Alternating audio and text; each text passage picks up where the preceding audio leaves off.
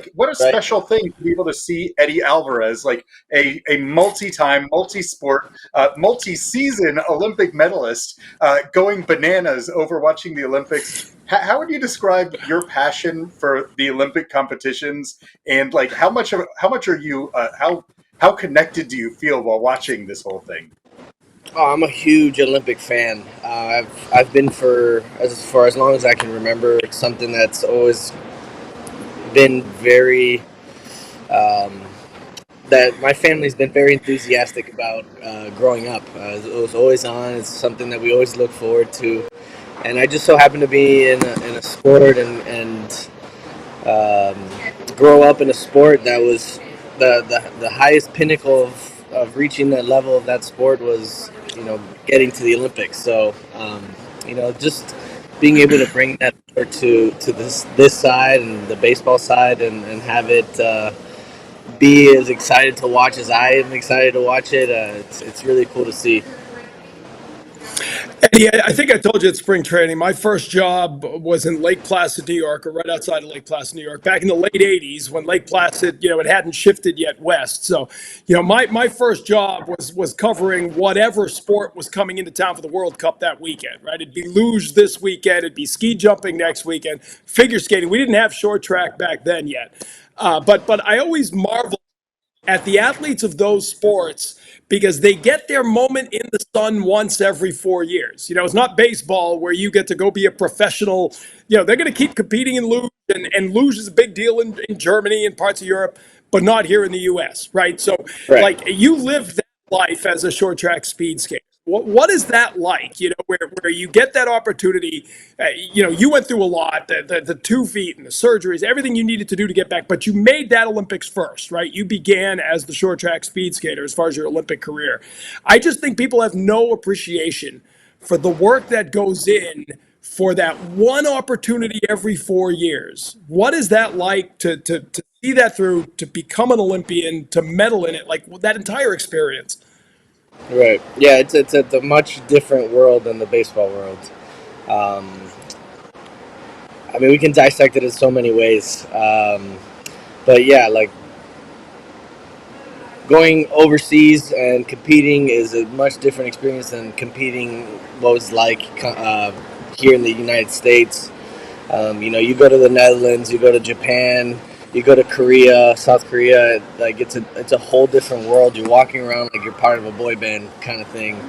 Where here in the United States, back home, no one knows absolutely who I am or what I've done. Being from Miami, Florida, no one watches my speed skating. So, it's a much quieter living situation that I have here in the U.S. and especially back home. Um, and it's cool to watch how the cultures blend together during the Olympics too, right? Because you start seeing all these other athletes that are playing mainstream sports here in the United States, whether it be basketball, baseball, football, hockey, asking about, hey, look at what's handball, what's badminton, what's field hockey. All these sports you don't really get to see on a day-to-day basis, but require just as much sacrifice, require just as much um, will and you name it, just to get that one moment, just like you said, that one opportunity. Because for most of these athletes, um, it's not we'll get them next year. It's we got to wait a whole 4 years to be able to get that opportunity once again. That's the hardest thing that I think Olympic athletes have to go through is having once their event ends or their career ends, it's like we got to wait a lot longer than just you know what, I'll just wipe this year clean and hit it next year and hopefully get the ball rolling and start off on the right foot. It's more of like, oh man, 4 years is a long way to go. So it's difficult in the sense of um, post Olympic depression stuff. Like it's you see it a lot more in Olympic athletes than you do in the mainstream sports when it's more of like, oh, okay, my career's gonna end now. Now it's time to figure out what to do with our lives. It's so fascinating to think about that kind of perspective. Do you think that that's part of the reason why the idea of switching gears and going to baseball was appealing to you? Like, was it like, was it, after 2014 when when you win silver, right? Like, are you like, did you need to find a different purpose, or like how much were you like, okay, no, like how appealing was it to stay in it and say, I'm going to go for golden 18? I'm gonna be honest with you. I've always told myself that I was going to go to one Olympics and then I was gonna retire from the sport of speed skating. I love speed skating. It's taken me all over the world. It's given me unbelievable experiences. I've made unbelievable connections, friends, and I owe a lot to it because it molded me in my early days as a young man into the man I am today. And um, I owe a lot to speed skating and what I've learned through that. But I always knew that I wanted to go to one Olympics, and I was going to call it. I was going to call it quits. I didn't know that I was going to make it all the way in baseball. To be honest with you, I always knew that I wanted to try. I've always lived my life to have no regrets. So I knew, speaking to my family and my coaches, that I was going to attempt to play baseball. I didn't know how far I was going to make it. I didn't know how far I was going to go. Maybe I would have gone back to speed skating after a couple of years after I had the opportunity of signing professionally in baseball. It was a lot of just a lot of jumping. I don't know how to explain it. I never quite.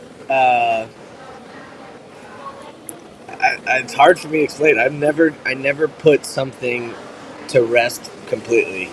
Now that I'm 34, yeah, speed skating is probably out of my, out of my window. But I never put it out of, like, I never just said, okay, I'm done. I'm done. So kind of skating was always in my back pocket, and baseball was always in my back pocket, and I wanted to see where life would take me in both of them.